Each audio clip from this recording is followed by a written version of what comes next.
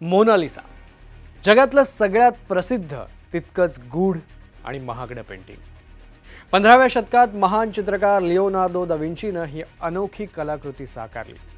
आज शेकडो वर्षांनंतरही मोनालिसाबद्दल एक वेगळंच आकर्षण आहे। पॅरिसच्या एका म्युझियममध्ये हे पेंटिंग पाहता येतं, पण याच म्युझियममध्ये लावलेल्या या पेंटिंगवर 2 महिलांनी सूप फेकल्याची घटना घडली आहे आणि हा जगभर चर्चेचा विषय ठरला।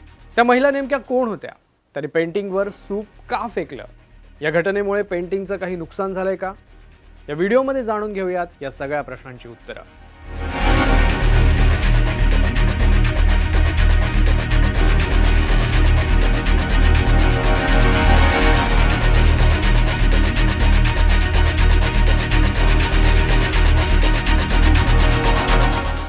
रविवार 28 जानेवारी 2024 पॅरिस म्युझियममध्ये संध्याकाळची वेळ। लिओनार्दो दा विंचीची ती जगप्रसिद्ध कलाकृती पाहण्यासाठी अनेक पर्यटक म्युझियममध्ये आले होते, पण या गर्दीत 2 महिला हातात सूपचे कॅन घेऊन घुसल्या। मोनालिसाच्या पेंटिंग समोर त्या आल्या आणि क्षणात हातातील सूप त्या पेंटिंगवर फेकलं। एकच गदारोळ झाला आणि त्या महिलांनी असं का केलं याचं नंतर स्पष्टीकरणही दिलं। आता या महिला कोण होत्या? तर सध्या फ्रान्समध्ये राईट टू हेल्दी फूड असं अभियान सुरू आहे। देशातलं कृषी तंत्र बिघडलंय, त्यासाठी आंदोलनं केली जात आहेत। देशात शेतकऱ्यांची अवस्था भीषण आहे, लोकांना चांगलं अन्न मिळत नाही। ही बाब सगळ्यांच्या लक्षात आणून देण्यासाठी त्या 2 महिलांनी थेट मोनालिसा पेंटिंगवरच सूप फेकलं, जेणेकरून सगळ्यांचं लक्ष या प्रश्नाकडे वेधलं जाईल। आता थेट मोनालिसालाच टार्गेट केल्यानं जगभरातील माध्यमांचं लक्ष फ्रान्समधल्या या समस्येकडे वेधलं गेलंय। पण त्यामुळे या पेंटिंगचं काही नुकसान झालंय का? तर नाही। त्या घटनेनंतर ही जागा सील करण्यात आली, आंदोलक महिलांना ताब्यात घेण्यात आलं आणि पेंटिंगची स्वच्छता करण्यात आली।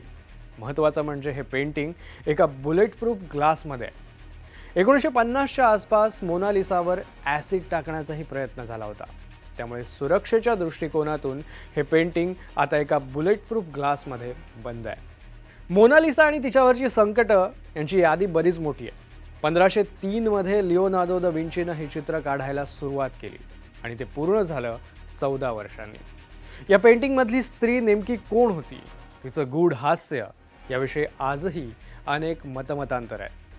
हे चित्र पूर्ण झाल्यावर ते फ्रान्सचा राजा फ्रान्सिसी याच्या राजमहालाची शान बनलं। अनेक दशकांनंतर पॅरिसच्या लूव्र म्युझियममध्ये हे पेंटिंग पोहोचलं, पण 1911 मध्ये म्युझियममधल्याच एका कर्मचाऱ्यानं ते चोरलं।